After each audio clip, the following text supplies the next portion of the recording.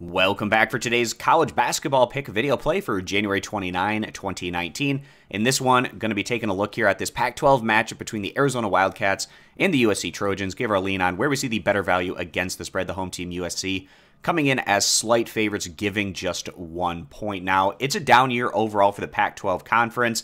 And in terms of teams that have a chance to get in as at-large selections, we take a look in the upper tier of the league at Washington, Arizona, and Arizona State. And then beyond that, there's really not any teams that are all that close to getting into that at-large discussion. And given the fact that the conference is down as a whole, means that those three teams at the top don't have a lot of room for error in terms of picking up a lot of defeats within conference play. They have to stay focused both at home and on the road, which is never easy going into these road environments. So the home team today, the USC Trojans, just 10-8 overall. It's been another very disappointing year for USC. And in terms of what we've been seeing from the Trojans within conference play, they're at 3-2 in their last outing.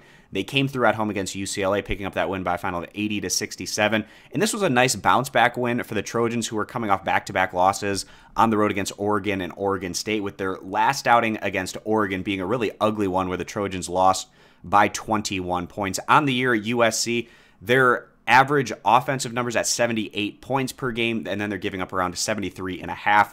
So in terms of their plus-minus, they're at about positive 4.5 points. The road team here, the Arizona Wildcats, also a team that hasn't necessarily played up to their hopes and expectations, but still they've been a bit more respectable in comparison to USC at 14-5 overall, and they are 5-1 within conference play in their last outing.